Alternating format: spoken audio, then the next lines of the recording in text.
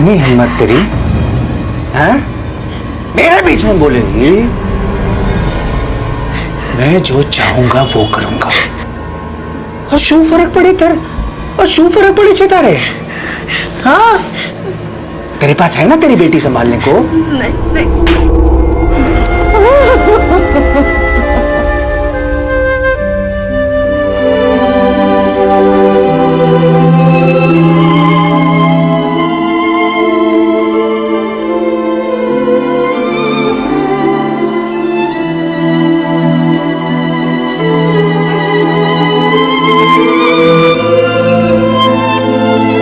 मार्च 2015 के एक स्वतंत्र सर्वे के अनुसार भारत में लगभग 84% महिलाएं घरेलू हिंसा का शिकार हैं और इस सर्वे का समर्थन खुद भारतीय योजना आयोग ने भी किया है। इस आंकड़े से साफ जाहिर है कि घरेलू हिंसा का यह अभिशाप हमारे अंदाजे से काफी बड़े स्तर पर आज भी प्रचलित है। घर बैठे आप और हम सोच में पड़ जाते हैं कि कोई महिला क्यों और कैसे इतना जुल्म सह सकती है, क्यों और कैसे किसी पुरुष का आचरण एक जानवर की तरह हो जाता है।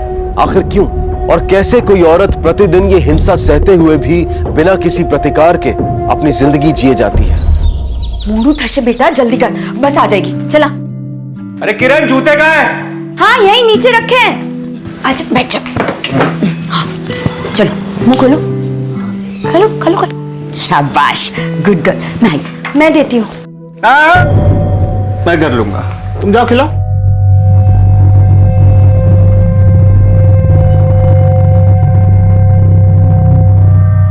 खोलो। मेरे लिए भी कुछ है क्या? हाँ, है ना, पराठा है, ढोकला, जलेबी, सब कुछ है नाश्ते में। आइए। आज तो लॉटरी लग गई।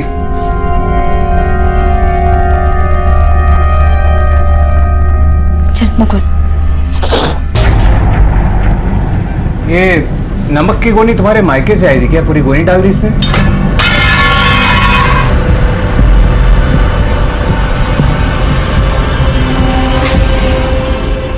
तो क्या हो गया, मैं आपके लिए कुछ और बना देती हूँ। ना, तुम रहने दो, होगा नहीं तुमसे। इस बार नमक की जगह मिर्ची ज्यादा हो जाएगी, है ना? और सुनो, रात को भी आराम ही करना, मेरे लिए खाना बनाने की जरूरत नहीं है, मैं लेट हो जाऊंगा। अरे शारदा बहन, केम छो? आज बहुत दिन बाद नजर आई। मजे में विनोद भाई, जुओ ने रोज किचन में काम से, खाना बनाने से फुर्सत ही नहीं मिलती है। खाना, इस नाकामी को भी खाना बनाना सिखा दो, और कुछ नहीं तो कम से कम खाने का सुख तो मिले। घर में बच्चा संभालने के अलावा और भी काम होते हैं, कुछ नहीं आता।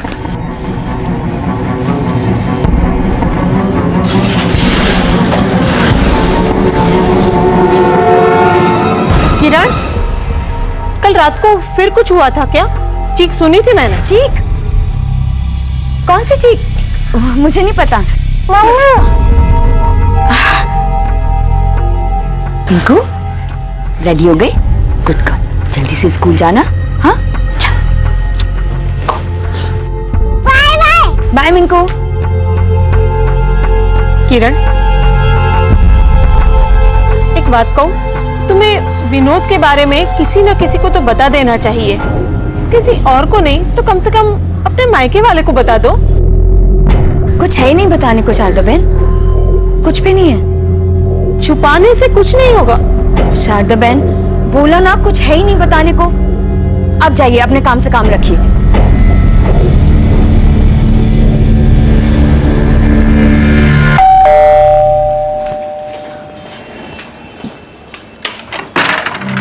हाय प्रणय, आओ अंदर आओ। बैठो और बताओ, कैसे हो? क्या?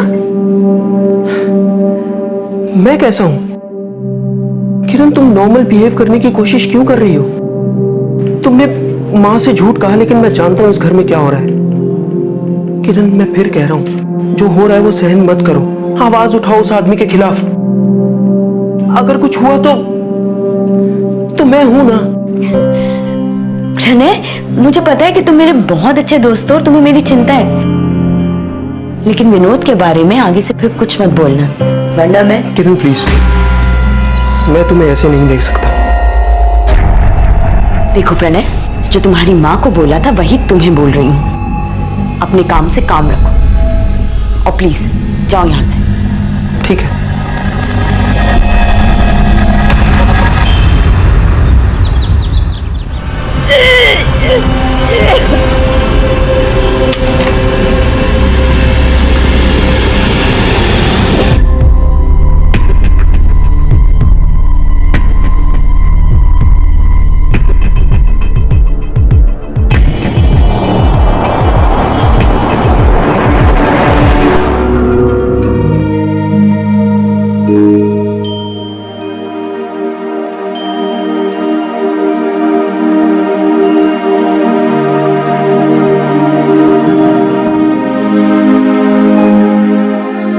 ऐसी बहुत जल्दी तुम्हारे साथ खेलने भी ना एक दोस्त आने वाला है आपका न्यू फ्रेंड। और उसके आने पर तुम्हारे पापा को उतनी ही खुशी मिलेगी जितनी तुम्हारे आने पे हुई थी। मजा आएगा बहुत। अरे देखो देखो पापा आ गए। उठो उठो उठो उठो, चलो चलो। आती कम ना।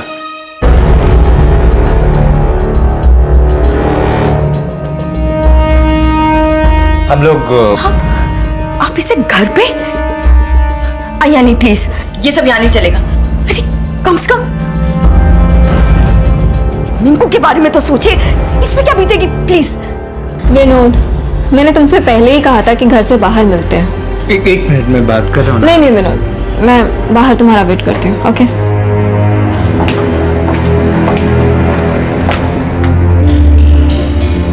तुम्हें मिंकू की चिंता है ना, तो मिंकू की चिंता करो। मैंने तुमसे पहले ही कहा था मुझे रोकना मत कुछ भी करने से। मैं आता हूँ भैया।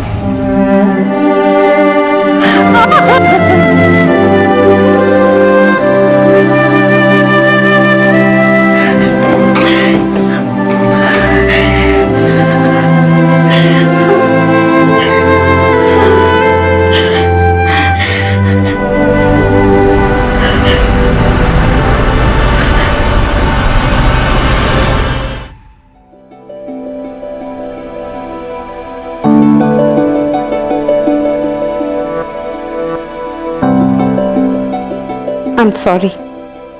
It's a miscarriage.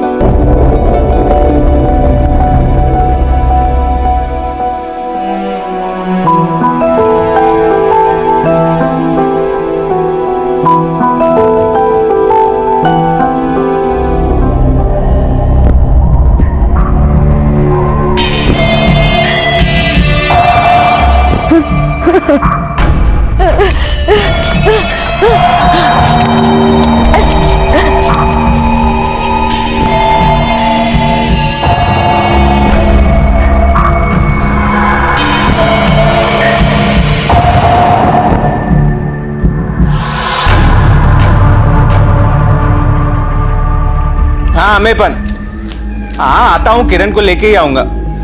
हाँ शादी के जश्न में वो भी तो भाग लेगी ने। जय श्री कृष्णा। ए सुन, तैयार हो जा, सामान पैक कर ले। वो गांधीनगर में अमन भाई के बेटे का लगन है, उधर जाना है। 2 घंटे लगेंगे गाड़ी से। और सुनना, वो मिंकू को शारदा बहन ने पासे छोड़ दे, नहीं तो रास्ते पर ना वो पे पे उल्टी रोना चिल्लाना वो सब झंझट में नहीं पड़ना है, समझी ने? ए तू भी अपना जरा रोनी सूरत ठीक कर, थोड़ा हंस खुश रहे। Full time tragedy queen Meena Kumari, समझी ने?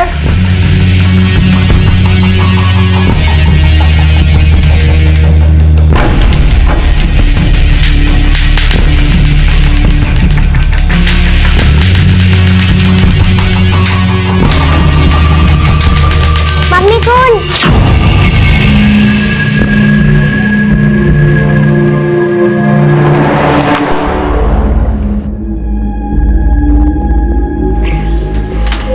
शारदा बहन, मिंकू को एक रात के लिए आपके पास छोड़ना था। मैं और विनोद एक शादी के लिए गांधीनगर जा रहे हैं। इसी बहाने हमको थोड़ा टाइम अकेले में मिल जाएगा चीजें सुधारने के लिए। तुम्हारी स्थिति है जाने जैसी, तुम्हारी तबीयत ठीक हो जाएगी। हो सकता है रात को वहीं रुकना पड़े। अरे कहीं वांधो नहीं, लेकिन अपनी तबीयत का ख्याल रखना। हाँ चलती। हाँ रिंकू बेटा शैतानी नहीं करना। हाँ आऊं छू।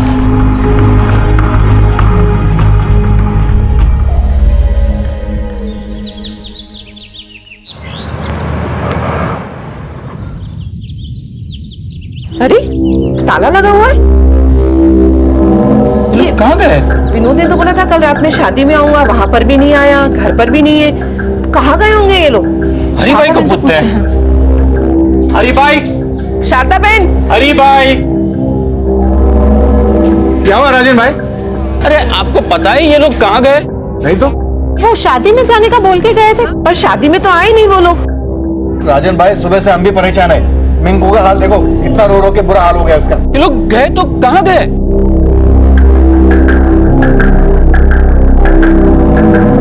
पड़ोसी और परिवार चिंतित थे।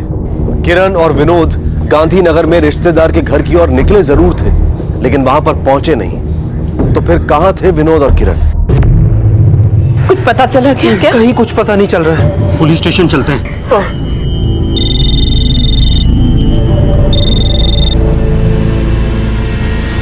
क्या? इसके अलावा कुछ पता है आपको? कोई दिखा था आपको? मैम किरण कहाँ है? अंदर है वो। डॉक्टर चेकअप करें, बस आते ही वो।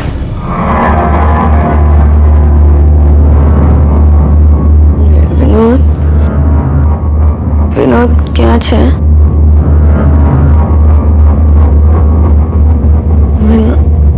विनोद कहाँ है विनोद जी है, लेटे रही है। विनोद कहाँ? बुलाते, आप विनोद जी को बुलाते। Please calm down. विनोद? आप सो जाइए प्लीज। विनोद विनोद आ जाएंगे। विनोद कहाँ हो तुम?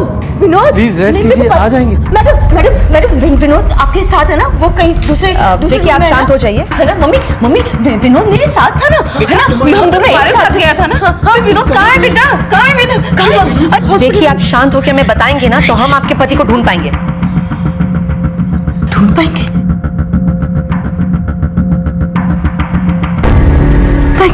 क्या मतलब है आपका? हाँ ढूंढ पाएंगे इससे क्या मतलब है? She needs rest. नहीं। सर में गहरी चोट आई। She needs rest. I understand. चलिए मैडम हम सब बाहर चलते हैं। आप समझ नहीं रही। चलिए, आप मैडम आप भी बात सुन ले। मैडम उन लोगों ने विनोद को नहीं उन लोगों ने विनोद को कहीं, आप लोग समझ नहीं रहे। विनोद मेरे साथ ही था। विनोद सु तो हमारी दिक्री रे सु करियो विनोद है। विनोद नहीं मारा होगा उसको। आखिर मेरे बच्चे को हॉस्पिटल पहुंचा ही दिया उसने। क्या बोल रही हो आप? हाँ एक तो मेरा बेटा घूम गया, मैं वैसे परेशान हूँ, और आपको कुछ समझ में नहीं आ रहा है? कुछ भी बोल रहे हैं आप। हॉस्पिटल में हुए इस वाकये ने किरण और विनोद के रिश्ते पर रोशनी डाली। किरण के प्रति विनोद का अनुचित व्यवहार सबके सामने आया, और साथ ही ये बात भी साबित हो गई कि विनोद के माता पिता भी इस कड़वे सच से वाकिफ थे। कल रात को हम लोग टैक्सी में बैठे, टैक्सी वाला हमें एक सुनसान जगह ले गया। उसने गाड़ी रोकी, बोला गाड़ी में कुछ गड़बड़ है, वो पानी लेने चला गया। फिर अचानक से दो लोग ऐसे सर पे रुमाल बांध के गाड़ी में घुसे और जबरदस्ती मेरे जेवर खींचने लगे। विनोद ने उन्हें रोकने की कोशिश की, मैंने भी कोशिश की, और फिर अचानक से किसी ने मेरे सर पे बहुत तेज वार किया। बस इसके अलावा मुझे और कुछ याद नहीं है।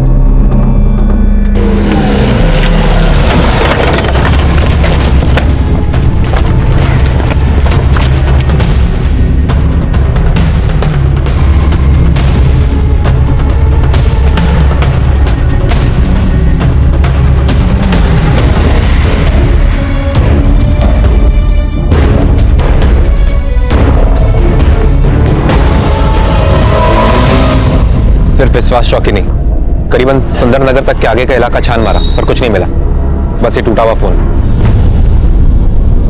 मुझे ये चोरी का मामला नहीं लग रहा है ठक्कर। किरण की उंगलियों पे अंगूठियां हैं, वो भी महंगी वाली। कोई चोर उसे क्यों छोड़ जाएगा? और फिर विनोद को ले जाना, उसे मरने के लिए क्यों नहीं छोड़ दिया जैसे किरण को छोड़ा था? मामला मुझे कुछ और ही लग रहा है, शायद आपसी दुश्मनी का मामला। तुम एक काम करो, सारी फैमिली को राउंड अप करो, स्पेशली किरण की माँ। जी मैडम। आपकी बेटी और उसके पति के बीच संबंध कैसे थे? अच्छे नहीं थे ना? बताइए मुझे। मारता तुम्हारी छोकरी ने, बहुत मारता था। और आपने कुछ भी नहीं किया, ये जानते हुए भी? मैं विधवा हूं और मेरा बेटा और बहू अपने काम में व्यस्त रहते हैं, मुश्किल से मुझे संभालते हैं। तो मैं क्या करती? मेरा बेटा कभी ऐसा कुछ कर ही नहीं सकता। अरे झगड़े तो हर मियाँ बीवी में होते ही रहते हैं, और उसने कभी भी अपनी पत्नी के बारे में कोई शिकायत नहीं की हमसे, बल्कि वो ही हमेशा हर छोटी छोटी बात पे उससे झगड़ती रहती थी। और आप लोगों को यकीन है कि ये मामूली झगड़े थे? हाँ। ठीक है, आप लोग जा सकते हैं।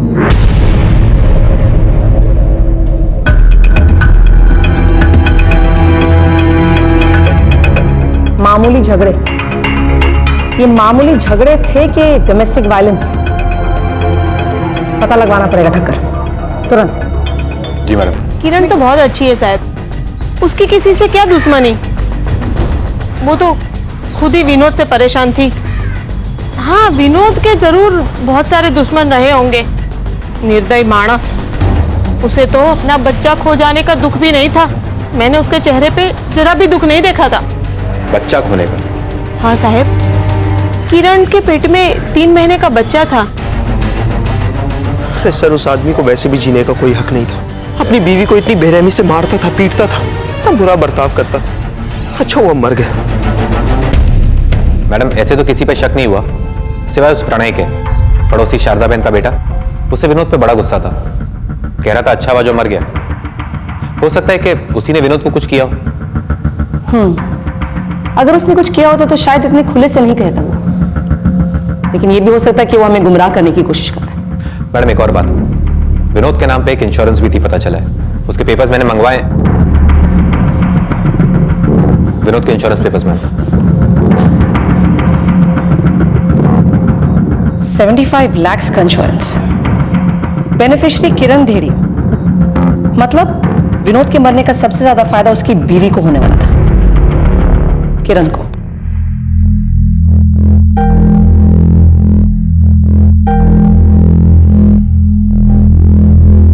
ठीक है सो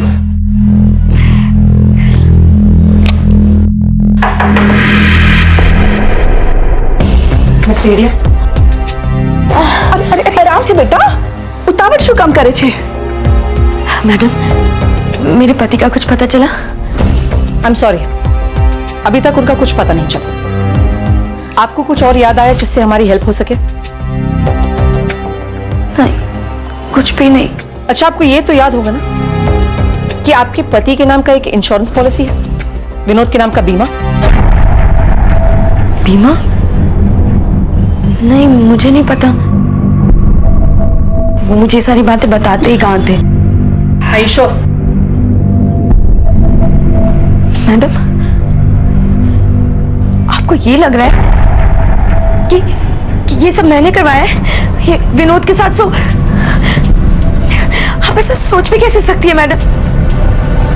देखिए मैडम, मुझे कोई पैसे वैसे नहीं चाहिए, बस मुझे मेरा हस्बैंड चाहिए। प्लीज आप उन्हें ढूंढ के लाइए, प्लीज। आप कुछ मैम, आप क्यों इन्हें इतना परेशान कर रही हैं? अपना काम कीजिए ना, विनोद को ढूंढिए। देखो, हमारा काम हमें मत सिखा तुम, समझे? किरण, तुम्हें कुछ और याद आए तो हमें जरूर कांटेक्ट करना, ठीक है? चलो ठक्कर। जांच पड़ताल कई दिनों तक चलती रही, लेकिन पुलिस को इस मामले में कोई बढ़त हासिल नहीं हुई। न किरण को उस रात के बारे में कुछ याद आ रहा था और न ही और कोई गवाह था जो इस वारदात पर रोशनी डाल सके। 3 महीने बीत गए, मामला अब ठंडा पड़ने लगा और दूसरे केसेस को ज्यादा प्राथमिकता मिलने लगी। नतीजा, इंस्पेक्टर भट्ट को ना चाहते हुए भी इस केस को बंद करना पड़ा और इस बीच किरण का जीवन भी सामान्य रूप से आगे बढ़ रहा था। लेकिन यह राहत मानो केवल पल भर की ही थी। मिंकू, आँख खोलना, तू चिंता ना कर, सब सही हो जाएगा। हाँ, आप लोग सब यहीं रुकिए। डॉक्टर साहब, ये मेरी बेटी है डॉक्टर साहब। डोंट वरी, हम लोग देखेंगे। मिंकू, हाँ मिंकू चिंता ना करिस, मिंकू सब सही हो जाएगा। खबर न थी, 1 मिनट पहले तो घर में खेल रही थी, फिर अचानक से बेहोश हो गई। चिंता नहीं कर, मैं तो बराबर थी जैसे बेटा।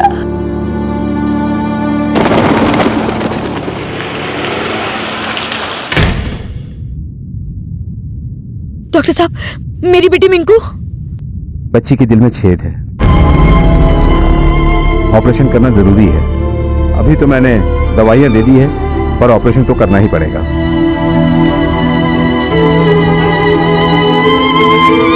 मैं कोशिश करूंगा, जितना हो सके उतना बंदोबस्त करूंगा। हूं पर एक रिटायर मानस छू।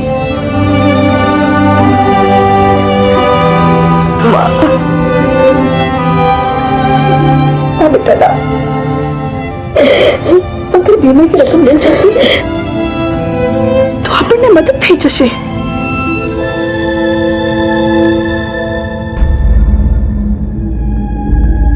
साची बात है बहन, लेकिन हम क्या कर सकते हैं? जब तक पॉलिसी होल्डर का डेथ सर्टिफिकेट नहीं मिल जाता, हम पैसे कैसे इशू करें? सबूत मिल गए मैडम सारे, धोखाधड़ी का चार्ज लगाया गया मिता पर। देखना वो बच ना पाए। मैडम। किरण राइट? जी जी मैडम, प्लीज प्लीज मेरे पति को ढूंढिए ना प्लीज। देखिए हम पूरी कोशिश कर चुके हैं, लेकिन हमें कोई नई इन्फॉर्मेशन मिली ही नहीं। कोई तो तरीका होगा ना मैम, प्लीज। देखिए इन्वेस्टिगेशन जारी है, लेकिन अगर आपके पास कोई सबूत है, कोई क्लू कुछ नहीं, तब हमारी मदद हो सकती है। नहीं मेरे पास कुछ नहीं, पर आप कुछ तो कर सकते हैं ना ma'am, please. I am sorry ma'am, लेकिन आप कुछ तो, आई एम रियली सॉरी। कुछ तो कर सकती है ना मैडम। किरण किसी भी तरह पैसों का इंतजाम करना चाहती थी। वो अपने एक बच्चे को पहले ही खो चुकी थी और दूसरे को किसी भी कीमत पर नहीं खोना चाहती थी।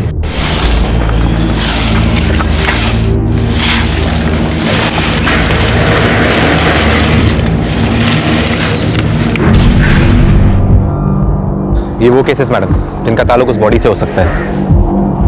इन सब की फैमिलीज को बुला बॉडी की शिनाख्त करने के लिए, स्पेशली इस किरण धेड़िया को। उसका पति विनोद भी इसी दौरान गायब हुआ था। जी मैडम।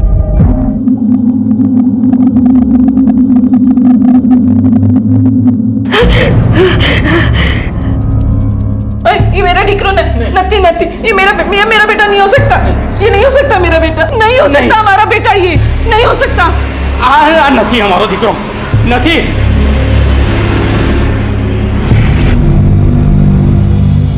यही विनोद है। नहीं, गलत बोल रही है ये, गलत बोल रही है ये, हमारा बेटा नहीं हो सकता।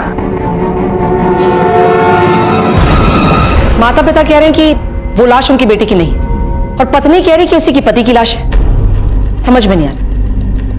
एक काम करो ठक्कर, डीएनए सैंपलिंग मंगाओ, उससे तो जरूर हमें पता चल जाएगा कि कौन सही है कौन गलत। एक और बात बहुत अजीब है मैडम, किरण ने कितनी आसानी से उस जली हुई लाश को अपने पति की लाश होने का दावा किया। मैं भी वही सोच रही हूँ। एक्चुअली मुझे उस किरण पे पहले से शक है। तुम ही सोचो ना ठक्कर, एक औरत रोज घरेलू हिंसा की शिकार होती, उसी हिंसा की वजह से वो अपने कोख में पलते हुए बच्चे को खोती है, और फिर उसे बार बार डर रहता है कि उसकी दूसरी बच्ची जो है उस पर भी कभी भी वार हो सकता है। उसका कभी ना कभी आपे से बाहर जाना तो लाजमी है उसका।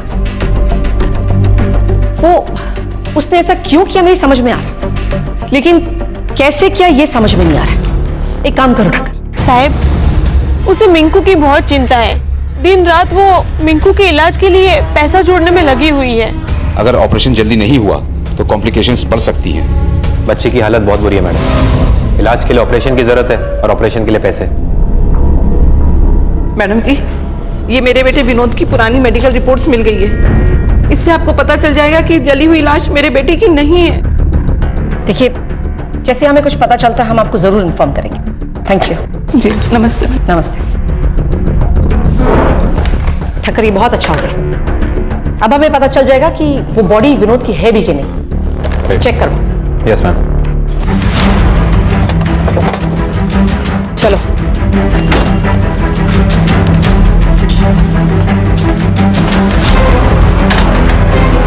सारा कहाँ चलेगा मैम? पता करना पड़ेगा, चलो। मैडम, यही प्रणय। किरण कहाँ है? कुछ आइडिया है तुम्हें? ये लोग तो हॉस्पिटल गए हैं, मैं भी वहीं जा रहा हूँ। किरण की बेटी मिंकू की तबीयत बहुत खराब हो गई। तुम जाओ, हम वहीं आ रहे हैं। चलो।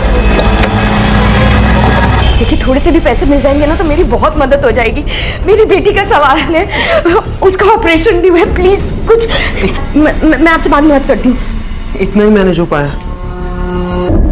I am sorry, I know ये समय शायद सही नहीं है, लेकिन हमारे पास एक गुड न्यूज है तुम्हारे लिए। जो लाश हमें मिली थी वो तुम्हारे पति की नहीं है, विनोद दहरिया की नहीं है। नहीं है? अरे ऐसे कैसे नहीं है? ऐसे कैसे नहीं है मैडम? आपको कोई गलतफहमी हुई है? देखिए हमें कोई गलतफहमी नहीं हुई, वो लाश तुम्हारे पति की नहीं है, हमने डीएनए टेस्ट करवा किया। नहीं मैडम, आप समझ नहीं रही है। मैंने उन्हें कोई गलतफहमी। Control yourself. नहीं आप प्लीज, मैं आप समझने की कोशिश क्यों नहीं कर रही है? मैंने उनकी बॉडी को पहचाना, मैं जानती हूँ वो वही है, वो मर चुके हैं। तुम्हें कैसे पता है वो मर चुका है?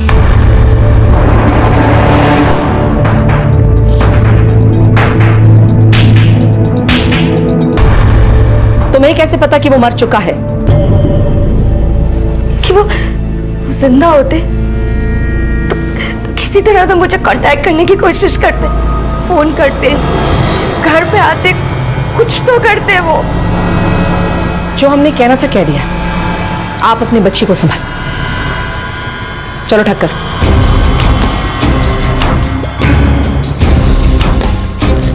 वो पैसे जमा करते हैं। मैडम अब मुझे भी लग रहा है कि आपका अंदाजा सही है। किरण जरूर विनोद के गायब होने से कनेक्टेड है, पर बात वहीं आके थम जाती है। मोटिव तो फिर भी धीरे धीरे क्लियर हो रहा है, लेकिन कैसे? एक काम करो ठक्कर, किरण के सारे फोन रिकॉर्ड्स निकलवाओ, पता तो चले कि किस किस के कांटेक्ट में थी। Yes madam. और नहीं रुक सकते, ऑपरेशन अभी करना होगा। आप लोग जल्दी से पैसे डिपॉजिट करवाइए। देख बेटा, तू बिना बिना राजन भाई से अभी के अभी बात कर। मिंकू की जिंदगी का सवाल है ना। माँ आप उनसे बात करो, मैं घर से बचे जेवर लेकर आती हूँ।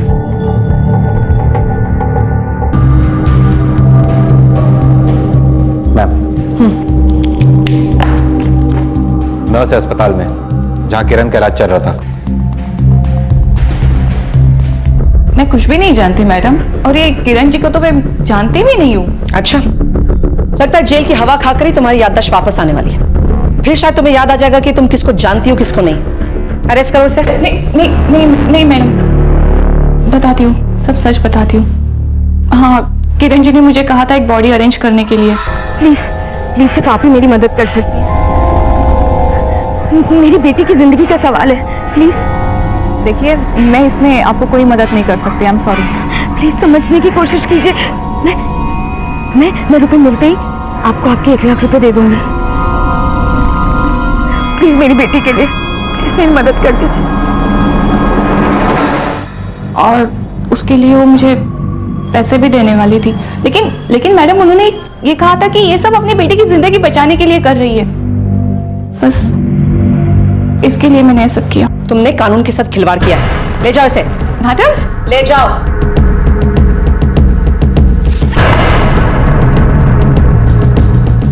किरण कहाँ है? किरण कहाँ है? घरे गई छे, पैसा नो बंदोबस्त करवा માટે। मिंकू की तबीयत बहुत खराब છે, तात्कालिक ऑपरेशन करना पड़ेगा। अरे बिना भी अब पैसा नो बंदोबस्त થઈ ગયો। તમે જલ્દીથી ડોક્ટરને કોને ऑपरेशन की तैयारी करे। फोन करो ने। किरण को जल्दी फोन करो। 1 मिनट, किरण को कोई फोन नहीं करेगा। आप लोग ऑपरेशन करवाइए। सलांकी जी, तुम यही रहो, इन सब पे नजर रखना। चलो ठक्कर। Yes ma'am.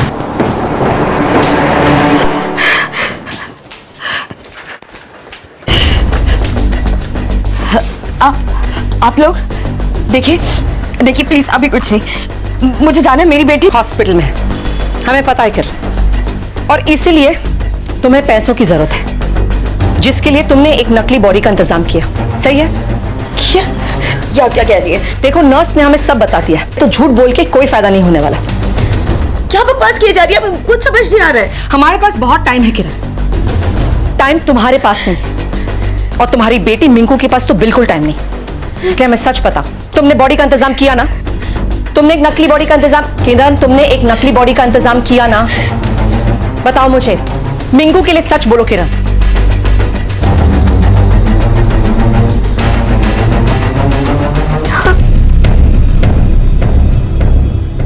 और बॉडी का इंतजाम तुमने इसलिए किया क्योंकि तुमने अपने पति को मारा। नहीं नहीं नहीं किरण, तुम फिर से झूठ बोल रही हो। नहीं देखो, मैं समझ सकती हूँ, तुम्हारे पति ने तुम्हें बहुत मारा, वो तुम्हें पीटता था ना।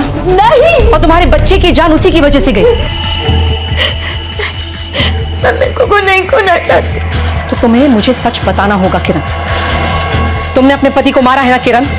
बताओ किरण। नहीं किरण, उसने तुम्हें मजबूर किया, इसे तुमने उसे मार डाला। नहीं, तुम्हें सच बोलना होगा किरण। नहीं, तुम्हें एक डेथ सर्टिफिकेट की जरूरत है मिंकू की जान बचाने के लिए।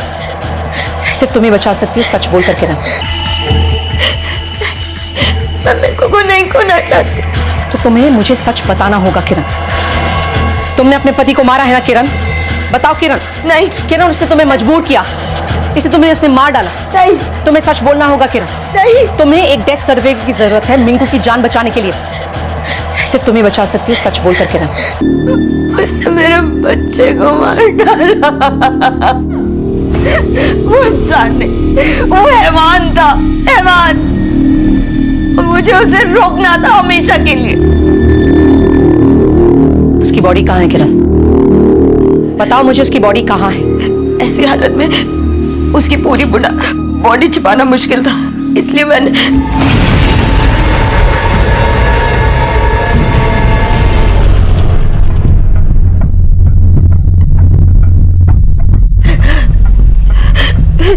बॉडी कहाँ है किरण? उसकी बॉडी को कार में डाल के तालाब के पास ले गई और मैंने ज्यादातर बॉडी तालाब में डाल दी जिससे कोई ढूंढ ना पाए। ज्यादातर मतलब? बताओ किरण। पूरी बॉडी सिवाय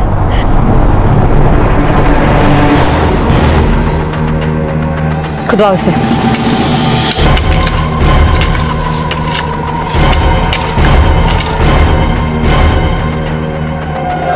दिखाओ इधर, क्या ये?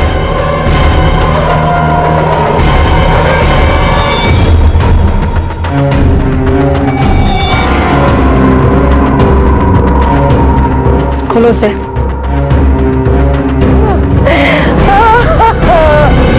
सोचिए, एक औरत पर ढाए गए निरंतर अत्याचार ने उसे ऐसी कगार पर लाकर खड़ा कर दिया जहां उसने अपने पति का कत्ल कर उसके शरीर के टुकड़े कर दिए।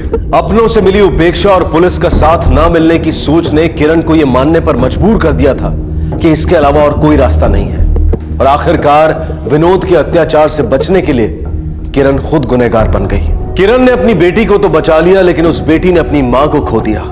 वो मां जो अब जेल की सलाखों के पीछे कैद है।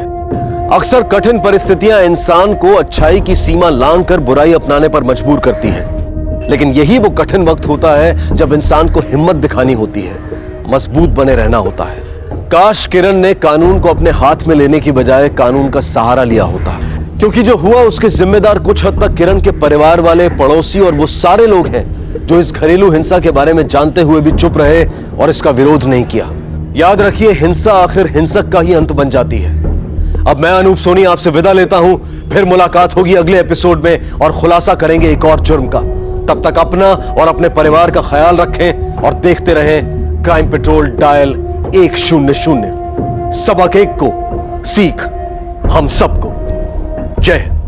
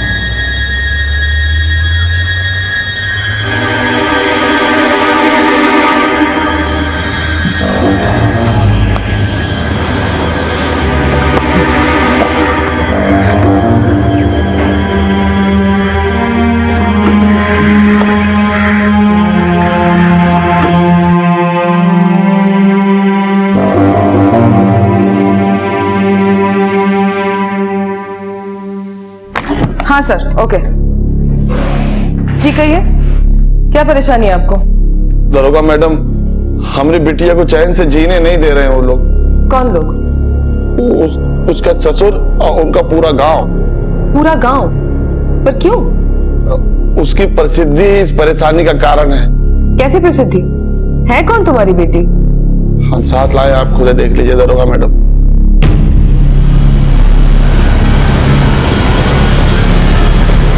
देखिए देखिए, बंद करो से, बंद करो। ये क्या बदतमीजी है? यही हमारी बिटिया है दरोगा मैडम, और यही इसकी प्रसिद्धि है कि ये एक इच्छाधारी नागिन है। क्या? इच्छाधारी नागिन की प्राचीन कहानियों के बारे में आप सब जरूर जानते होंगे, लेकिन इन मनगढ़ंत कहानियों के विचित्र और विस्मयकारी पात्र क्या असल जिंदगी में कोई वास्तविकता रखते हैं? शायद नहीं, क्योंकि जिंदगी को कल्पना की नजर से देखने वाला भी जिंदगी के बुनियादी नजरिए को नहीं बदल सकता। लेकिन उत्तर प्रदेश के अजई गांव का एक पिता अपनी बेटी को इच्छाधारी नागिन बता रहा था, और हैरानी की बात यह थी कि वो सबूत के तौर पर पुलिस के सामने एक सांप भी ले आया था। उसके दावे में जो दृढ़ता थी, उसे देखकर उसकी मानसिक भ्रांति का अंदाजा लगाया जा सकता था, लेकिन उसका यह मनोवैज्ञानिक भ्रम कोई वैज्ञानिक दृष्टिकोण नहीं रखता। लेकिन अगर कोई भ्रम इंसान का आंतरिक विश्वास बन जाए तो जड़ें सिर्फ अंधविश्वास की ही मजबूत होती हैं। एक जीती जागती लड़की को इच्छाधारी नागिन मान लेने का यह अंधविश्वास सिर्फ उस लड़की के पिता को नहीं था, बल्कि गांव के गांव इस रहस्यपूर्ण घटना को सच मान रहे थे। क्योंकि यह गांव बहुत ही रिमोट एरिया में था, इसलिए पुलिस को भी इस घटना की कोई जानकारी नहीं थी। तो फिर भोले भाले गांव वाले इस घटना के पीछे छिपे आपराधिक संकेत को कैसे समझ पाते? आखिर क्या था यह केस? अपहरण, हत्या या फिर आपराधिक साजिश?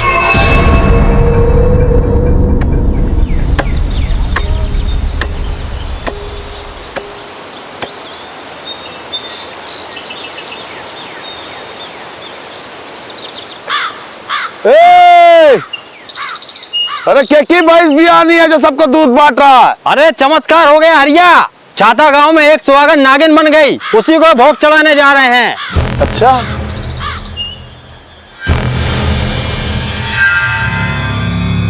दरोगा मैडम, तब हमें नहीं पता था कि वो चमत्कारी सुहागन हमारी भूरी ही है। भूरी? हमारी बड़की बिटिया का नाम भूरी ही है, और हमारी छोटी बिटिया जो है वो गुड़िया। जब हम गुड़िया के साथ छाता गांव पहुंचे तो भूरी ससुराल वालों का वैभव देख के अचंभित रह गए।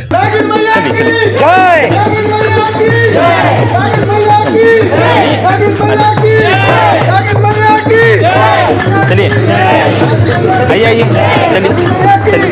अरे रुको रुको चाचा, कहाँ जा रहे हो? लाइन में पीछे, चलिए चलिए, लाइन पीछे। समझी जी, अरे चलिए बोलूआ, चलिए पीछे। क्या कर रहे हैं? भूरी मांग के बाबूजी, चलो जाओ तुम जाओ जाओ जाओ, काम करो जाओ। प्रणाम। और गुड़िया कैसी है? विनय बिटुआ इस समझिन जी का नागिन बन? नहीं बाबूजी, भूरी मामी है। भूरी नागिन बन गए?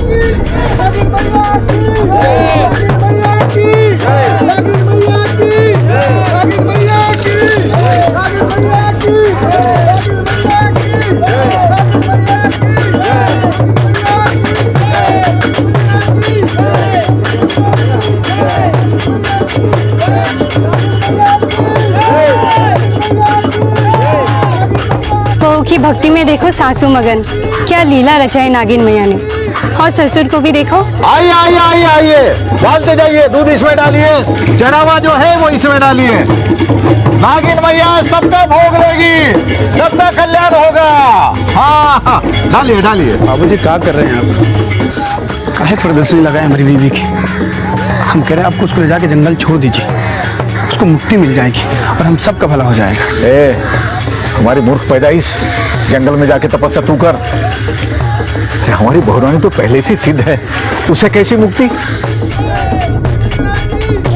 बुड़बक, अरे नमस्कार पंडित जी, कौन उपाय सूझा नागिन मैया से नागमणि पाने का?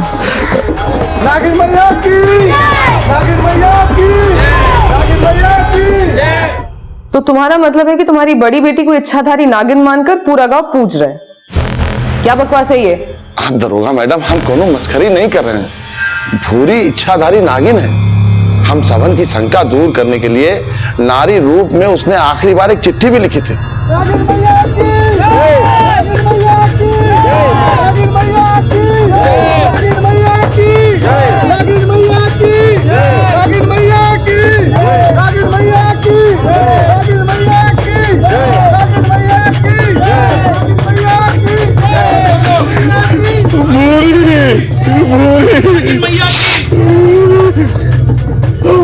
बिटिया, तू साक्षात इच्छाधारी थी, हम मूर्ख तुझे इंसान समझते रहे। जाने अनजाने को न कष्ट हुआ होगा तो हमको क्षमा करना बिटिया, हमको क्षमा करना, हमको क्षमा करना। हरिया, हरिया, अरे हमार पूरी ने हम सब का मान बढ़ा दिया।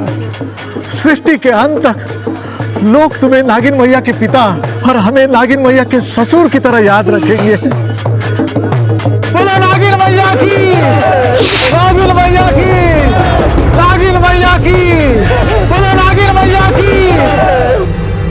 बस हो गया चाचा, अब निकलो यहाँ से। कम कम अपनी उम्र का तो लिहाज कर लिया होता। क्यों हमारा टाइम बर्बाद करने आ गए यहाँ? मैडम, अजय और छाता गांव में दंगा हो गया है। छाता गांव में एक औरत नागिन बन गई है, इस बात को लेकर। दंगा छाता गांव वालों ने किया है दरोगा मैडम, अजय गांव वालों ने नहीं।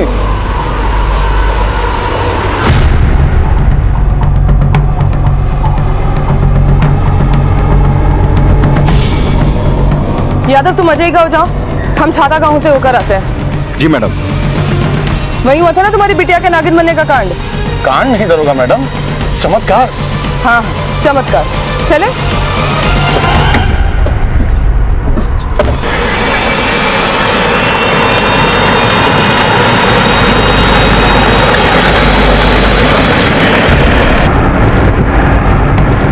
अच्छा हरी, ऐसा क्या हो गया जो ये चमत्कार दंगा फसाद में बदल गया?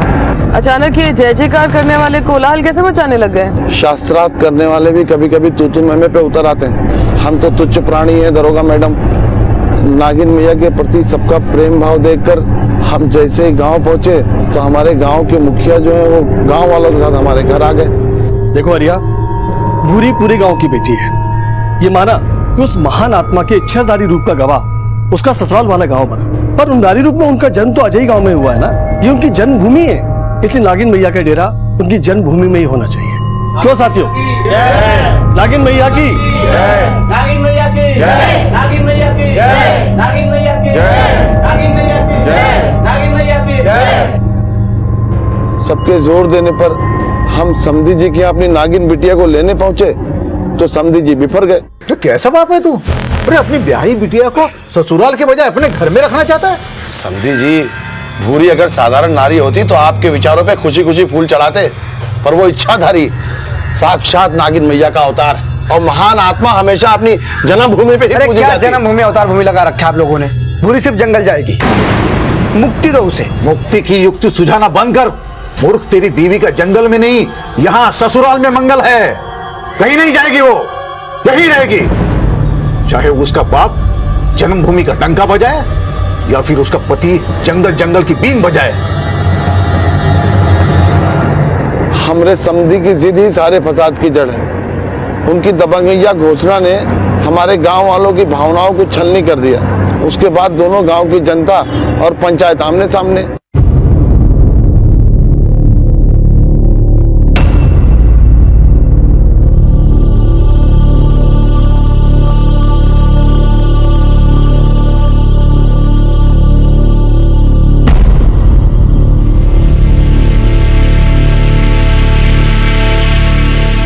भाइयों, ये तो बुरी बिटिया से हम सभी गांव वालों की भावनाएं जुड़ी हुई हैं और भावनाओं को न्याय और अन्याय के तराजू में तोलने से ठेस तो भावनाओं को ही पहुंचेगी ना। इसलिए मैं आप लोगों से पंच परमेश्वरों,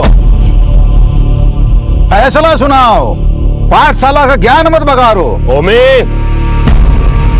हरिया और उसके गांव वालों का पक्ष मजबूत है। नागिन मैया जन्मभूमि जाएगी। हाँ, बिल्कुल जन्मभूमि जाएगी। जन्मभूमि जाएगी। देखा गांव वालों, ये हमारे गांव के मुखिया है और उनके पक्ष में बात कर रहे हैं। ये फैसला हमें मंजूर नहीं है। नागिन मैया जन्मभूमि में नहीं, अवतार भूमि में ही रहेगी। क्यों गांव वालों? बोला नागिन मैया की, नागिन मैया की, बोला हमारी नागिन मैया की, हमारे नागिन मैया की, हमारे नागिन मैया की। एक मिनट, नागिन मैया अवतार भूमि में नहीं जन्मभूमि में जागी।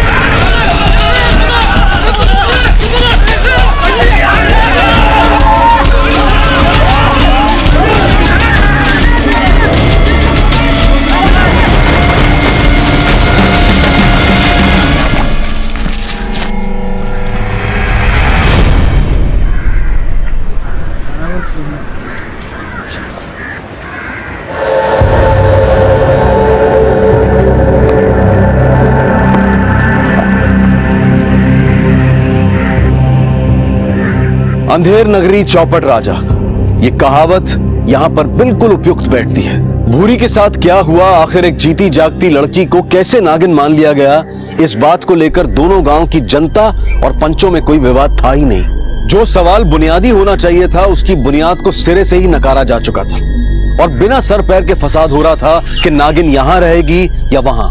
आस्था के नाम पर दंगे फसाद होना कोई नई बात नहीं है, लेकिन यह कैसी आस्था थी जहां एक औरत के अस्तित्व को जानवर की संज्ञा देकर उसे नागिन मानकर न सिर्फ उसे पूजा जा रहा था बल्कि उसके नाम पर दंगा फसाद भी हो रहा था। क्या यह कोई राजनीतिक षड्यंत्र था या फिर आपराधिक साजिश?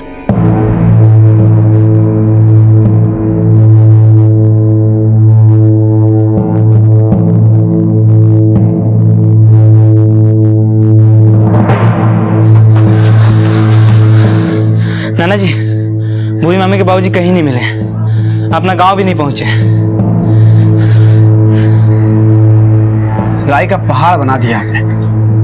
जब से हमारी बुरी नागिन बनी है ना, बिलबिला बिलबिला के बिल खुद गया हमारी छाती में, और सब जन्मभूमि अवतार भूमि की नींव खोदने में लगे। हमको आपको कहे थे ले जाकर छोड़ दीजिए उसको जंगल में। अरे हवा कहे दिया आपको? अरे हवा हुआ तो ससुरा हरिया हो गया है। अरे तो ये लुगाई की तरह चिल्लातर ना कर, तो कान पे ऐसा टटेंगे कि इच्छाधारी की फूंकार तक नहीं सुन पाओगे।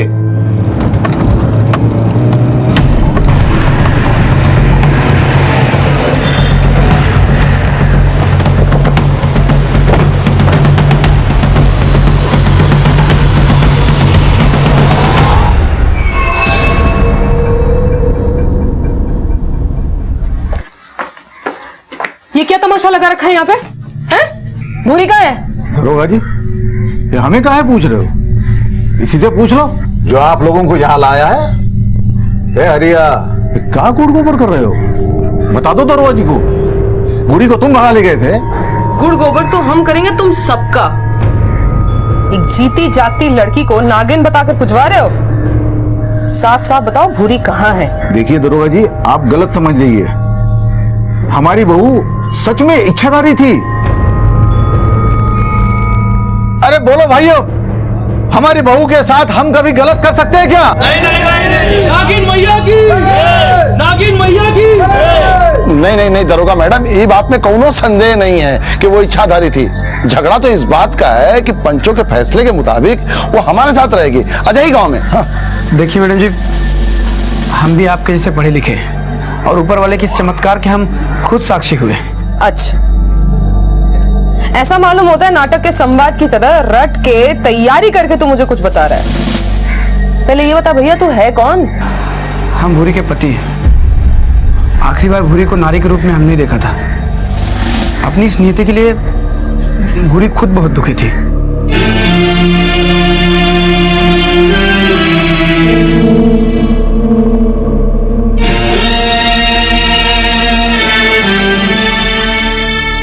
क्या हुआ?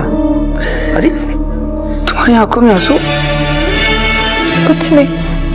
तुम उनसे कुछ छिपा रही हो क्या?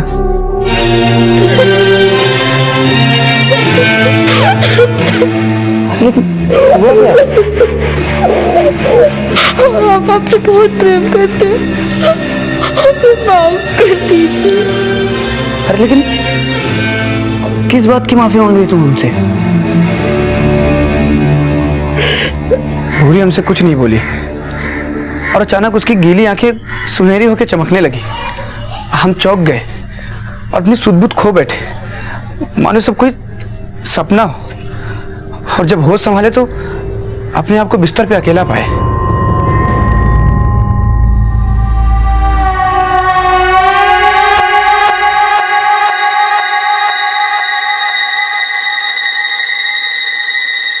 भूरी,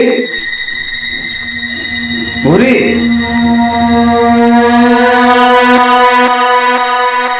फिर दरवाजा अंदर से बंद था। भूरी नहीं थी, लेकिन उसके नागिन बनने के संकेत थे अंदर।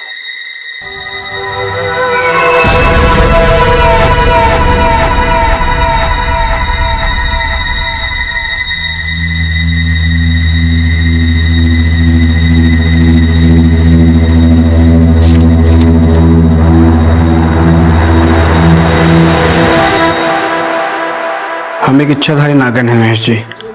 जब आप 8 साल के थे तब से हमें आपसे प्रेम हो गया था। आपकी बीवी बनने की इच्छा में हम हरिया के घर उनकी बेटी बन के जन्मे। अब हमारे नारी बनने का अवधि खत्म, हमें वापस नागिन बनना पड़ा। अगर माफ कर सको तो आंगन में जगह दे देना, नहीं तो जंगल में छोड़ देना। भूरी।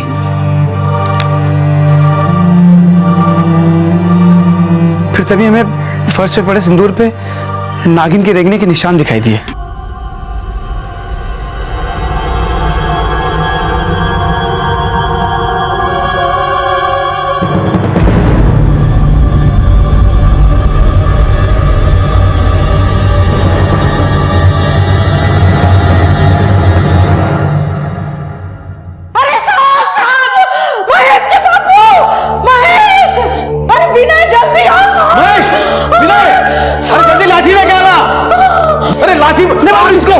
मारना मत। ये हमारी भूरी है। भूरी?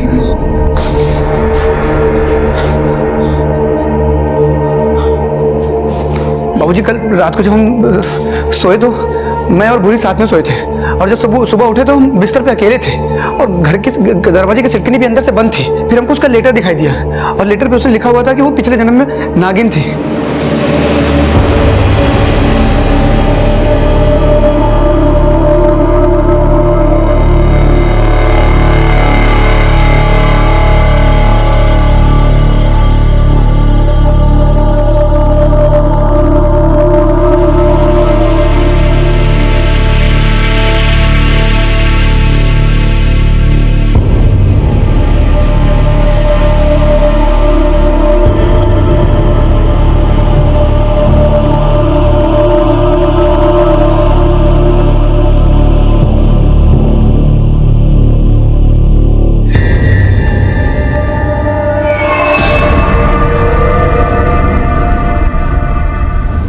सर, भूरी के नागिन बनने की घोषणा उसके ससुराल वालों ने क्यों की? उसको मार दिया गया है या फिर उसको अगवा कर लिया गया है? इस बात की फिक्र ना तो भूरी के बाप को है और ना ही बाकी गांव वालों को। वहां पर तो सिर्फ आस्था के नाम पर अंधविश्वास का बोलबाला है। दंगे की वजह? सर, छाता गांव वाले चाहते थे कि नागिन उनके गांव में रहे और अजय गांव वाले उसे अपने गांव में रखना चाहते थे। What nonsense.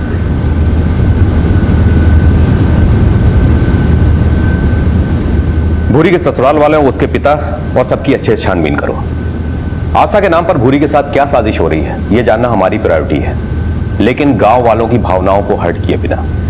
Sure sir. इस वक्त वो नागिन कहाँ है? सर, पंचों के फैसले के मुताबिक भूरी के पिता हरिया के पास।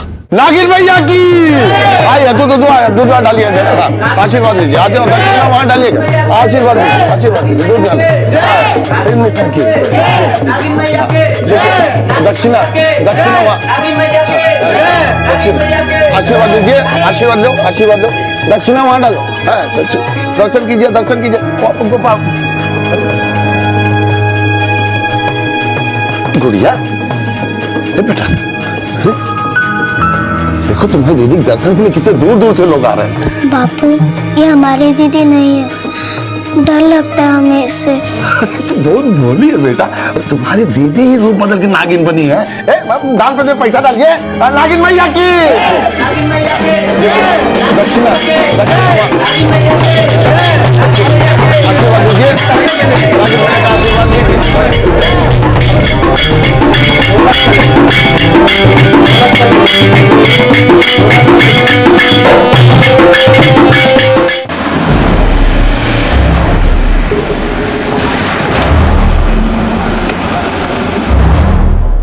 मैडम जी, भूरी जब औरत थी तब हमने उसे कोई दुख नहीं दिया। जब वो नागिन बनी तब भी उसका पूरा पूरा मान किया। अगर हम इतने ही बुरे होते तो उसे जंगल में न छोड़ाते। देखो, जो जो पाप किए हो ना, साफ साफ बता दो, क्योंकि अगर हम खोज खबर लेने में लग गए तो नाक में नकेल डाल के पीटेंगे। मैडम जी, आप चाहें तो सरेआम हमें कोड़े मारिए, फिर भी हम यही कहेंगे कि हमारी बुरी इच्छाधारी थी। यही तो साजिश की हो तुम लोग, जो बाकी के गांव वाले तुम्हारी हाँ में हाँ कर रहे हैं।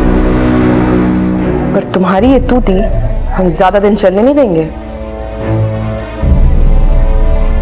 नागिन भैया की आइए, दूध डालिए, आशीर्वाद लीजिए, आशीर्वाद डालिए, आशीर्वाद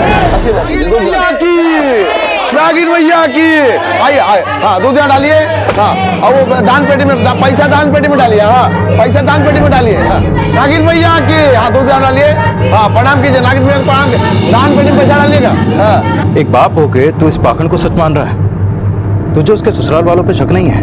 वो भूरी के साथ गलत करके सबकी आंखों में धूल झोंक रहे हो? ऐसा नहीं है साहब, ऐसा होता तो हम उनका जीना हराम कर देते। पर ऐसा क्या हो गया जो इतनी आसानी से तू उनकी कही हर बात पे यकीन कर रहा है? साहब, हम खुद खत पढ़े हैं, अपने कान से उसका जय जयकार सुने, तो हमारे अंदर से एक आवाज आया कि हम इतनी महान आत्मा के बाप हैं। मतलब एक महान आत्मा के बाप होने की बड़ाई के लिए तू इस षड्यंत्र में शामिल हो गया? षड्यंत्र नहीं है साहब, षड्यंत्र होता तो ये गांव वाले चमत्कार को नमस्कार काहे करते?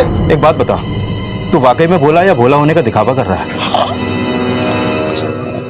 भूरी खुश थी अपनी ससुराल वालों के साथ, उसके चेहरे पर कभी कोई शिकन नहीं देखा। उसे कोई परेशानी हो भी कैसे सकती है, वो तो इच्छाधारी थी। साहब, हरिया तो अपनी बेटी से बहुत प्रेम करता है। अगर ये षड्यंत्र है तो जरूर भूरी के ससुराल वालों ने रचा होगा। हरिया इसमें कतई शामिल नहीं हो सकता। नहीं, भूमि को हम बचपन से जानते हैं, वो ऐसा नीच और गलत काम कर ही नहीं सकता है। मैडम जी, हमें तो लगता है भूरी सच में नागिन है। भूरी के ससुराल वाले अगर बुरे होते तो वो इच्छाधारी उन्हें डस न लेती। बड़ा तेज था उसके चेहरे पे, आंखें भी एकदम उसके नाम की तरह भूरी। एक दिन हम और भूरी बैठ के ऐसे बातें ही कर रहे थे कि अचानक से रेडियो पे गाने की बीन बजी।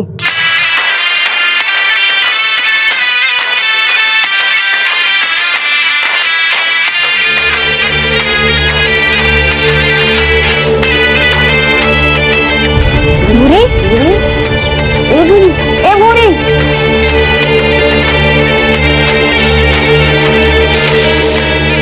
भूरी, भूरी।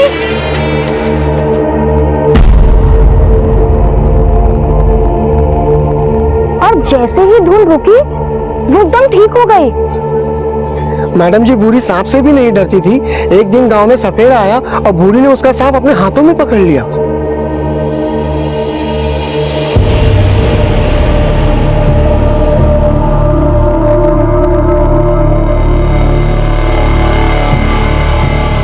मैडम जी, गांव वाले ऐसे ही उसकी पूजा नहीं कर रहे, वो वाकई नागिन है।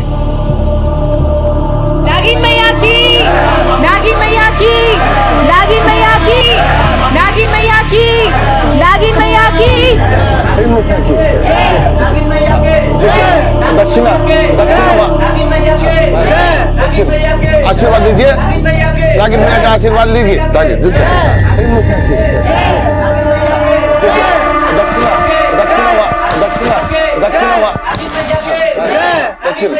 आशीर्वाद लीजिए, नागिन मैया का आशीर्वाद लीजिए। बेटा, तुम्हारा नाम क्या है? गुड़िया। गुड़िया। तो क्या गुड़िया को भी लगता है कि भूरी दीदी नागिन बन गई है? नहीं, ये हमारी दीदी नहीं है, हमारी दीदी तो बहुत अच्छी थी और हमसे प्यार भी बहुत करती थी। इसे देखकर तो हमें बहुत डर लगता है। पूरे गांव में एक तू ही है जो भूरी के नागिन होने पर विश्वास नहीं करती। ये सब तो अंधे हो गए। यादव, ये केस इस सवाल पर खड़ा है कि भूरी के साथ एक्चुअली में क्या हुआ। क्या उसे मार दिया गया या उसे अगवा कर लिया गया? गौर करने वाली बात तो यह भी है कि अपराधी ने अपने अपराध को छिपाने के लिए एक ऐसा अंधविश्वास खड़ा किया है कि कोई इस तरफ सोचेगा भी नहीं कि भूरी के साथ क्या हुआ। मैडम, भूरी इन दोनों गांव के अलावा कहीं भी आती जाती नहीं थी। ना तो उसकी कोई दुश्मनी निकली और ना ही कोई ऐसा जो उसे नापसंद करता हो। मैडम, भूरी का इस्तेमाल सिर्फ एक अंधविश्वास खड़ा करने के लिए हुआ जिसका फायदा उसके बाप हरिया ने भी उठाया और ससुराल वालों ने भी। जब से भूरी के नागिन बनने की अब्बा उड़ी है तब से दोनों परिवारों की प्रसिद्धि सातवां आसमान पर है। और ऐसा करना किसी एक के बस की बात तो हो नहीं सकती। यादव, इस रहस्य का पैमाना बहुत बड़ा है। जहां तमाशा खड़ा करने वाले खुद तमाशबीन बन के खड़े हैं, जिन्हें बेपर्दा करने के लिए सबसे पहले यह पता लगाना जरूरी है कि इस अंधविश्वास को खड़ा करने के पीछे किस किस का क्या क्या मकसद है। अपराध अगर अच्छाई का मुखौटा ओढ़ ले तो उसे बेनकाब करना बेहद मुश्किल होता है। भूरी को इच्छाधारी नागिन बताने की साजिश रचने वालों ने इस साजिश को एक ऐसा आधार दिया था जिस पर भोले भाले गांव वालों ने अंधविश्वास की एक ऊंची इमारत खड़ी कर दी थी, और इस इमारत को तोड़ना उनकी अंधश्रद्धा को चोट पहुंचाने जैसा था। इसलिए पुलिस को ऐसे रास्ते तलाशने थे जो इस अंधविश्वास को निराधार साबित कर सके। लेकिन ये सब कुछ इतना आसान नहीं था, क्योंकि इस केस में पुलिस की भागीदारी को देखकर इस तमाशे को रचने वालों के पास इतना वक्त था कि वो ऐसे बिल खोद कर छिप जाएं कि पुलिस को उन तक पहुंचने का मौका ही ना मिले। और पुलिस भी इस दोहरी चुनौती से पूरी तरह से वाकिफ थी। अब सवाल यह था कि अपराध की नींव पर खड़ा यह अंधविश्वास कहीं पुलिस को दिशा विहीन तो नहीं कर देगा, क्योंकि पुलिस की तहकीकात सिर्फ शक के आधार पर शुरू हुई थी और सुराग ढूंढना अंधेरे में तीर चलाने जैसा था।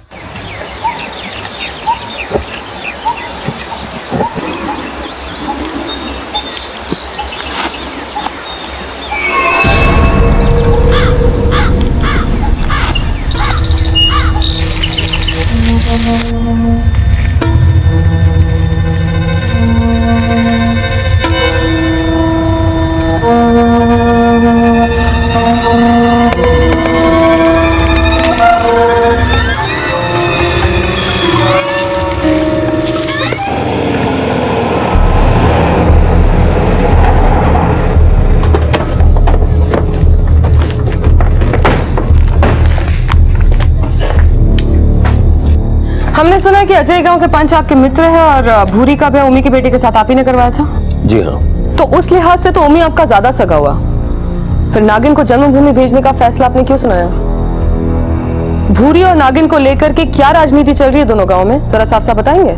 राजनीति उमी कर रहा है। पहले वो हमारा दोस्त था, लेकिन अब दुश्मन है। अगले चुनाव में हमें हराने के लिए उसने अपनी बहू को नागिन बनाने का दांव खेला। इसका मतलब आप जानते थे कि भूरी इच्छाधारी नहीं है और ओमी गांव को बेवकूफ बना रहा है, तब भी आप चुप रहे। ओमी ने भूरी के साथ क्या किया है? मैडम जी, अगर हमें कुछ भी पता होता तो हम आपको जरूर सूचित करते। पर आपको शक था, फिर आपने हमें सूचित क्यों नहीं किया? क्योंकि ओमी ने पूरे गांव वालों को बहका के अपने वश में कर लिया था। बड़ा अचूक दांव खेला उसने। अगर हम गांव वालों की भावनाओं को झुठलाते तो हमारा वोट बैंक कम होता, और अगर इस अंधविश्वास को हम सच मानते तो ओमी की ख्याति ही बढ़ती।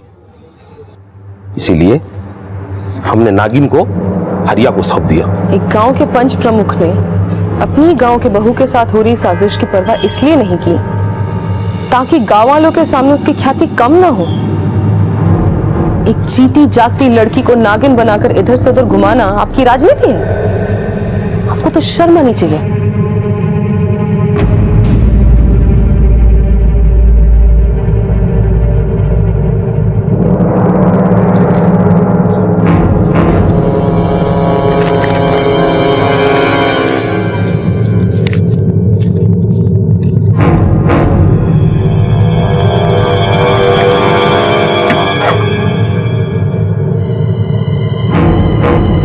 वाह हरिया, तेरी बेटी ने तो तेरी चांदी करवा दी।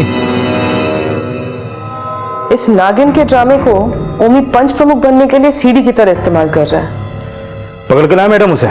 4 डंडे पड़ेंगे तो अपने आप ही सब उगल देगा कि भूरी के साथ उसने क्या क्या किया।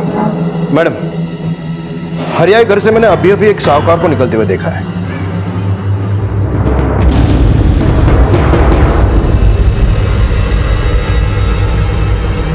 उसे आसपास में पहले कभी नहीं देखा। छानबीन से पता चला कि वो मथुरा का बहुत बड़ा साहूकार है और हरिया की सारी जमीन जायदाद उसके पास गिरवी है और हरिया को उसका कर्जा चुकाना है। और वो साहूकार ओमी का बहुत अच्छा दोस्त है। ओमी को धरने से पहले इस हरिया को उठा लो, जरा पता तो चले कि कहीं हरिया भी तो शामिल नहीं है साजिश में। जी मैडम। अरे अरे अरे कहाँ बात है दरोगा साहब, कौन गलती हो गई? कहाँ हमसे? अरे सुनिए तो सही। अरे दरोगा साहब सुनिए तो सही, क्या गलती हो गई हमसे?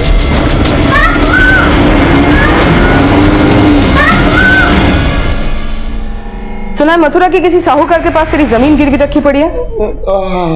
हाँ दरोगा मैडम, भूरी की शादी के लिए कर्जा लिए थे, लेकिन कर्जा चुका नहीं पाया और ओमी के घर नागिन पर चढ़ावा चढ़ते देख तेरी जीभ ललचा गई। इसीलिए बजाय अपनी बेटी के नागिन बनने का विरोध करने के तो उस नागिन को उठा के घर पर लेकर आ गया और चरावा बटोरने लग गया। नहीं नहीं, ऐसा नहीं है दरोगा मैडम।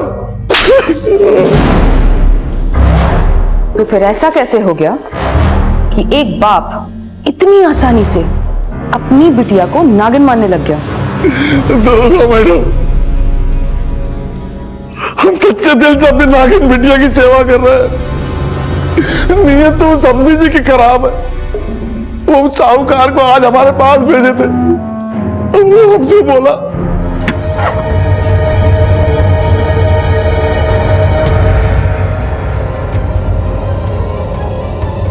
वाह हरिया, तेरी बेटी ने तो तेरी चांदी करवा दी। देख हरिया, हम तेरी जमीन जायदाद बिना पैसे लिए छोड़ देंगे, पर तुझे हमारी एक शर्त माननी पड़ेगी। शर्त? कैसी शर्त? इस नागिन मैया को तू अपने समधी जी को दे आ।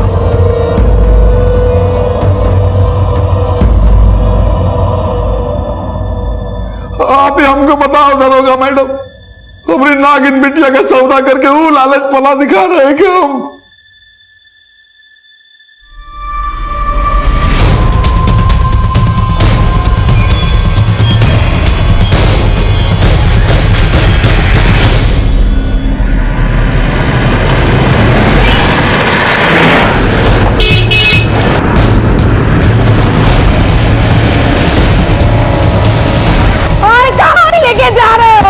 कोई तो बचाओ।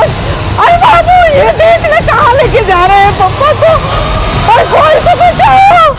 अरे लेके जा रहे हैं बाबू, देखना। दरोगा जी, आप हम पर झूठा आरोप कर रही हैं। सारा गांव जानता है भूरी इच्छाधारी है।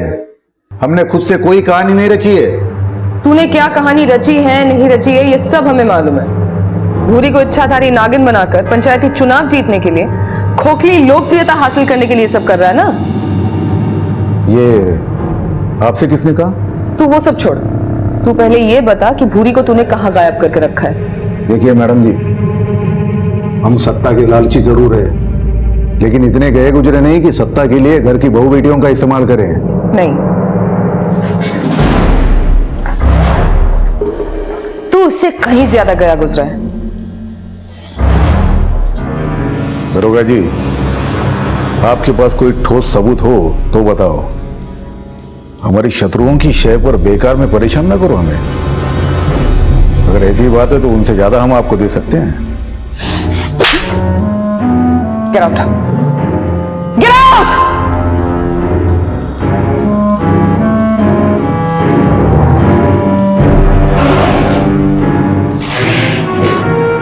ये ओमी पुराना चावल है, ऐसे सच नहीं उगलेगा वो। इसकी साजिश का भांडा फोड़ने के लिए हमें कोई और जुगाड़ करना होगा। तुम एक काम करो, तुम इस पे नजर रखो, किस किस से मिलता है, कहां कहां जाता है, ये इंफॉर्मेशन मुझे इन डिटेल चाहिए। जी मैडम। हो।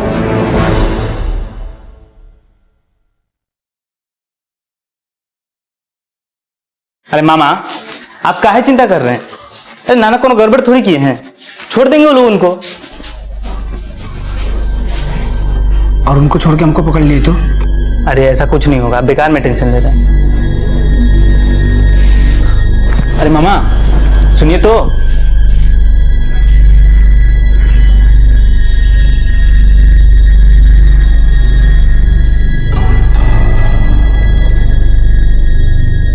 अरे काहे पकड़ कर ले गए वो लोग आपको? किसी ने जहर उगल दिया हमारे खिलाफ उनसे। किसने? वो जो कोई भी है, उसे उसकी मंशा में सफल नहीं होने देंगे हम। एक बार ये चुनाव जीत जाए फिर एक एक को आटे मिलेंगे हम।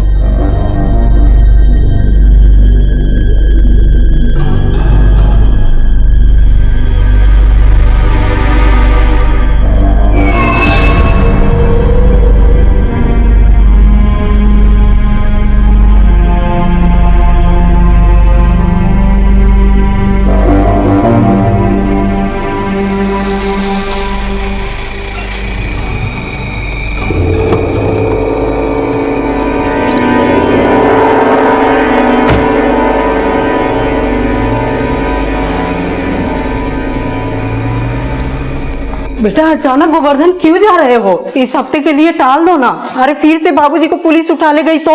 अम्मा, पिछले 2 महीने से हम गिरिराज जी के दर्शन के लिए नहीं गए, इसलिए इतनी सारी आफतें आ रही हैं घर में। हमको जाने दीजिए, तभी जाके हमारे दिल को सुकून मिलेगा। अरे जाने दो इसे। वैसे भी यहाँ पे रह के कौन सा हमारा काम आने वाला है? उस दिल कहीं का। अरे काहे इसे सुना रहे हो? तो क्या आरती उतारो इसकी? भाग रहे बाप को अकेला छोड़कर, या वहीं पे जाके रहे, सन्यासी बन जा। और सुनो, वापस मत आना।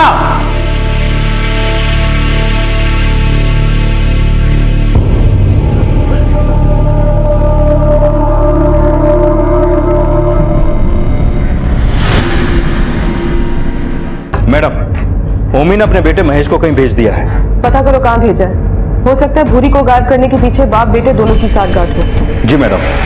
नागिन मैया की आया दो आने प्रणाम कीजिए।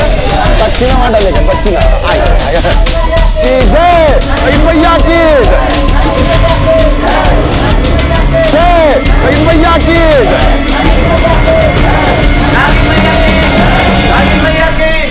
नागिन मैया की। हाँ प्रणाम कीजिए, दक्षिणा वहां डालिए।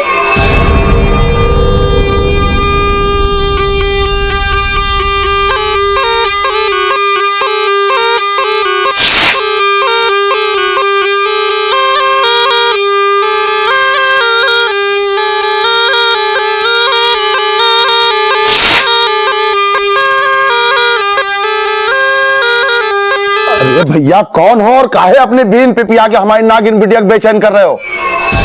हम बस ये जानने की कोशिश कर रहे हैं कि ये इच्छाधारी नागिन है या कोई साधारण नागिन। अरे भैया वो इच्छाधारी है, और तुम कौन हो? सपेरे हैं हम, और इस इच्छाधारी नागिन की उड़ती खबर सुनकर हम यहाँ तक आ पहुंचे और जानकर खुशी हुई कि ये इच्छाधारी नागिन ही है। जान गए ना भैया, तो दक्षिणा डालिए और निकलिए यहाँ से, चलिए। अरे पहले मेरी पूरी बात तो सुन लीजिए आप लोग, हो सकता है हमारी बात सुनकर आप लोग भी खुश हो जाएं। का खुश है ना? का बात बोलेगा, का खुशी होगी बताइए। अगर ये इच्छाधारी नागिन है तो हम भी सिद्ध सपेरे हैं। कल नाग पंचमी का दिन है और कल शाम को हम कुछ ऐसा चमत्कार कर सकते हैं कि आप लोग हमारे ही गुणगान करेंगे। कैसा चमत्कार भैया? कैसा चमत्कार भैया? हम इस इच्छाधारी नागिन को फिर से औरत बना सकते हैं।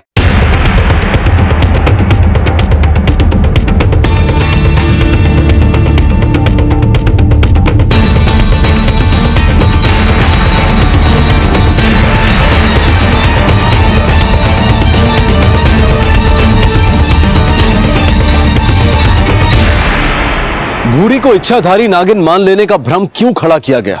इस सवाल के बाद अब इस केस में एक नया मोड़ आ गया था कि नागिन को फिर से औरत बना दिया जाएगा। ये चमत्कारों की प्रतिस्पर्धा थी या फिर साजिशों का चक्रव्यूह? आखिर कौन था ये सपेरा जिसकी घोषणा ने गांव वालों के अंधविश्वास को एक नई हवा दे दी थी? ये सब किसी के इशारे पर हो रहा था या फिर ये सपेरा सबको अपने इशारों पर नचाने का मादा रखता था? भूरी को नागिन से वापस औरत बना देने की इस चमत्कारी घोषणा में आखिर कौन सी नई साजिश की नींव रखी जा रही थी?